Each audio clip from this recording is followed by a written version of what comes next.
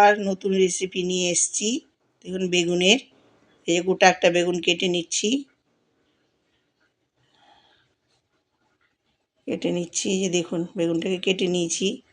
লবণ লবণ হলুদ, দেখেন সুন্দর করে লবণ হলুদ মেখে নিচ্ছি থালার মধ্যে। হ্যাঁ, মেখে নিয়ে দেখেন মাখছি সুন্দর করে। যত সুন্দর করে লবণ হলুদগুলো ওর মধ্যে লাগাবেন, ম্যারিনেট করবেন, জিনিসটা ততই সুন্দর হবে, বেগুনটার মধ্যে যাবে। হ্যাঁ, সুন্দর করে এই যে মেখে নিচ্ছি, বেশ হাত দিয়ে দিয়ে মেখে নিলাম।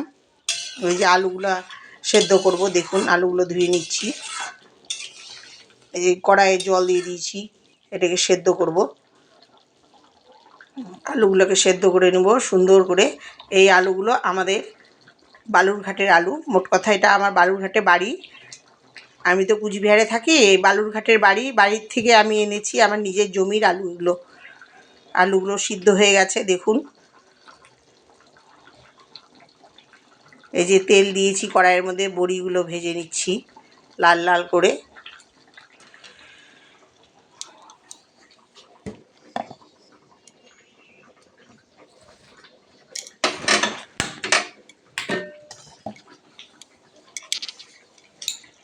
লাল লাল করে বড়িগুলো ভেজে নিচ্ছি দেখুন।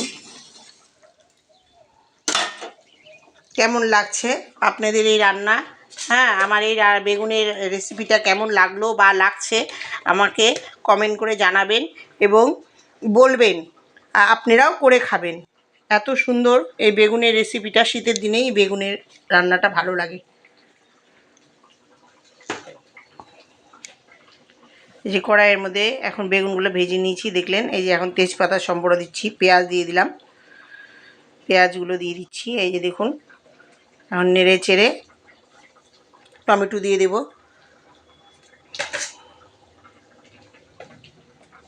টমেটোগুলো নেড়ে চেড়ে এই যে লবণ দিয়ে দিলাম। দেখুন লবণ দিলে ইয়েটা হবে, বেশ সুন্দর মুজবে।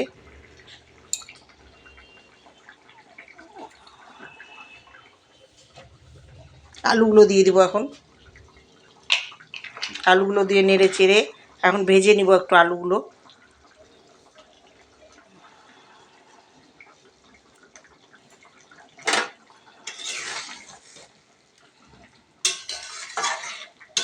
এই যে নেড়ে চেড়ে একটু ভেজে নিব। এর মধ্যে এখন একটু মশলা দেব দেখুন।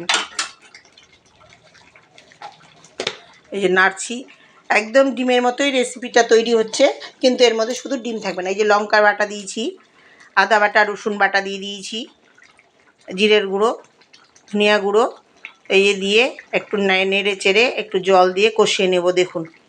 এই যে জল দিয়ে সুন্দর করে কষিয়ে নেব। এই যে জল দিয়েছি, গরম জলই দিয়েই আমি দিয়েছি। এই যে এখন একটু কষিয়ে নেব দেখুন কি সুন্দর করে। সবাই আপনারা এইভাবেই রান্না করবেন বেগুনের রেসিপিটা, যে দেখুন হ্যাঁ কিভাবে করবেন, এইভাবেই করবেন। হ্যাঁ, শুধু ডিমটাই থাকবে না, ডিমটা ছাড়া বেগুন দিয়ে বড়ি দিয়ে সুন্দর লাগে। এখন শীতের দিন বেশ ভালো লাগে। যে যত কষিয়ে নেবেন আলুটাকে ততই টেস্ট হবে, যত কষিয়ে নেবেন।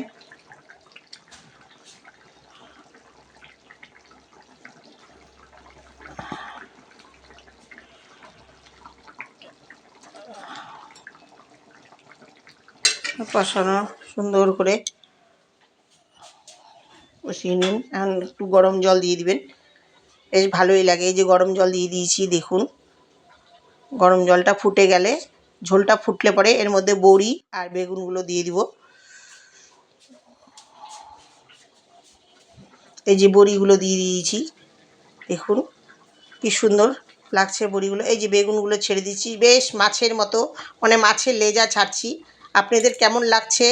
দেখেও ভালো লাগে, খেতে তো সুস্বাদু বলার মতোই না। বেগুনের এই ঝোলটা রেসিপি, অনেকে বেগুনের এমনি ঝোল করে, আমি এইভাবে করি না, এটা আমার মায়ের রান্না। এই যে দেখেন ধনিয়া পাতা ছিটিয়ে দিলাম, এর মধ্যে কোনো গরম মশলা কোনো কিছুই যাবে না, স্রেফ ধনিয়া পাতা যাবে। এই যে দেখেন ধনিয়া পাতা দিয়ে ছিটিয়ে দিলাম, এটা এখন টেস্টটা একদম আরও বেড়ে গেল। এই দেখেন বেগুনগুলো, আলুগুলো বেশ সুন্দর। আপনাদের কাছে কেমন লাগলো? বাই।